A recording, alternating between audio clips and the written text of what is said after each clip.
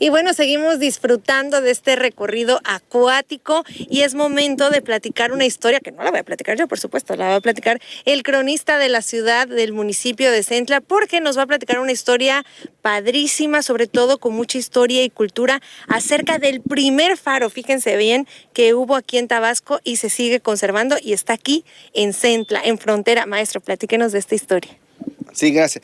Pues antiguamente el primer faro que se construyó aquí en el puerto de Frontera estaba en lo que es en la isla. Se tiene registro histórico de que era un faro más pequeño que el que tenemos aquí atrás. Sin embargo, por situaciones de que el agua fue erosionando, pues cayó. Posteriormente, en 1881, a finales del siglo XIX, se construye el faro que tenemos aquí a mis espaldas, y es el faro de Frontera, y es uno de los más antiguos de Tabasco, que se conserva en su lugar de origen. ¿Por qué lo digo? Porque en otros faros de otros estados, de otros municipios, pues han sido, ahora sí que salidos de su lugar porque el agua ha ido erosionando y los ha derribado. En este caso, el de Frontera se conserva en el mismo lugar.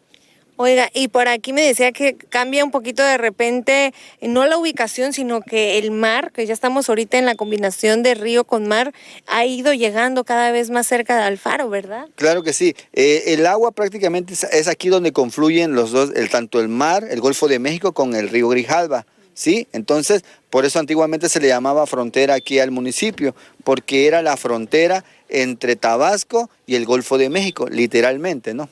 Claro, porque muchas personas pensamos que a lo mejor frontera se le dice coloquialmente y no, sí fue su nombre en algún tiempo, ¿verdad? Claro que sí, el municipio se llamó en su momento Frontera. Posteriormente, pues con los cambios y las reformas territoriales de los municipios, pues se le impuso el nombre de Centla al municipio de Frontera. Eso pues eso a principios del siglo XX. Ha cambiado el nombre según las cuestiones políticas, porque también Frontera se llamó en un tiempo Puerto Álvaro Obregón, durante la época de Garrido. Sin embargo, cuando era gobernador Francisco J. Múgica en 1947, se le devuelve a Frontera, a Álvaro Obregón se le vuelve a imponer el nombre de Frontera, se le devuelve pues. ¿Y cuándo es que ya se nombra Centla?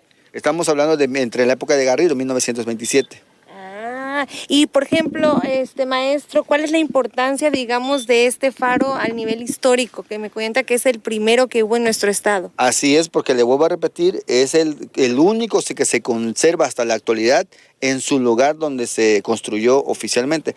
Porque antiguamente, estamos hablando de a finales del siglo XIX, la tierra estaba ahora sí que a 100 metros, el mar estaba a 100 metros. Ahorita prácticamente el agua está a los pies del faro y que esperemos que todavía se conserve porque tiene prácticamente casi 2 siglos que ese faro está ahí y que se conserva en su mismo lugar. Y se ve muy bien porque me imagino que le dan remodelación, ¿verdad? Claro, como Frontera es un puerto, prácticamente entrada y salida de embarcaciones pesqueras, pues era el que guiaba con sus luces por las noches a lo que es el resguardo de las embarcaciones cuando entraba un temporal o un mal tiempo, pues servía para guiar a los pescadores para refugiarse aquí en el puerto. ¿Y se sigue usando o ya nada más se quedó como una cuestión histórica? No, se sigue utilizando todavía, hasta la fecha todavía. La Casa Azul que está ahí al fondo, ahí vive el farero, es el que se encarga de darle mantenimiento y sobre todo aprender y apagar las luces por las noches. Ay, pues muchísimas gracias, maestro. Esto va a ser una de las actividades que también vamos a tener la oportunidad de venir en este recorrido del Duende de Agua, ¿verdad? Ese es uno de los puntos que el visitante podrá